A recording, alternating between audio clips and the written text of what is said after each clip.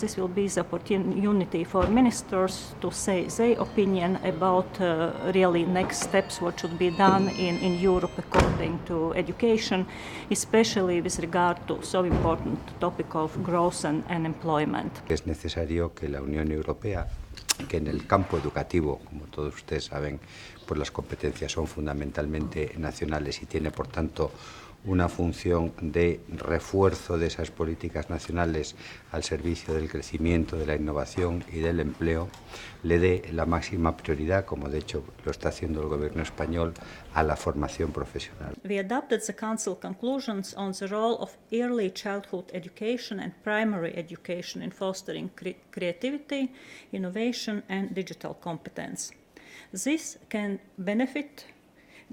can produce benefits later on by laying the foundations for further learning, by enabling knowledge to be developed to a much higher level, and by generally improving each child's ability to develop creative and critical thinking skills and to become responsible citizens for the Europe of tomorrow, capable of meeting the challenges of an increasingly interconnected and globalized world. Many member states stress the importance of efforts at different levels in tackling intolerance, discrimination and radicalization, starting from an early age through the education process. 2 months ago, following the terrorist attacks in Paris and Copenhagen, education ministers and I committed to promoting and strengthening Europe's civic values through education. As it was just mentioned, today we had a very good exchange on how we can turn this into reality. We have committed ourselves to a rapid follow-up at all levels in order to reach out to schools, teachers, municipalities, and young people. The Commission will pool knowledge, facilitate peer learning, and help exchange good practices. We will also target funds from the Erasmus Plus program.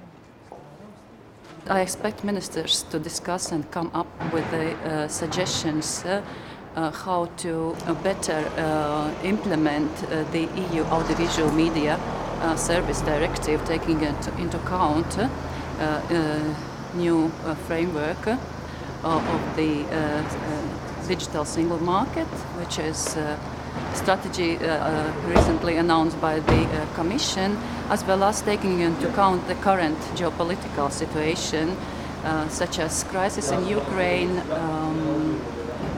tragic attacks to Charlie Hebdo office, as well as growing disinformation campaign by third countries. Main discussion were focused on the seeking solutions, how to balance, on the one hand, freedom of expression, and on the other hand, public interest objective of security and stability. We want a European digital single market. We want a digital strategy for the European Union to ensure that we are globally competitive against the US, South Korea, Japan, China. We need to beef up our competitiveness. We need to ensure that we retain value in Europe and improve our digital sovereignty. There was a very fruitful discussion with sports sector on physical activity as an essential element of quality education at all levels. And along with education institutions, such sport organizations as Olympic Committee, different sport federations and sport clubs are also in the front line of these challenges. And therefore, efficient cooperation and complementarity are of great importance.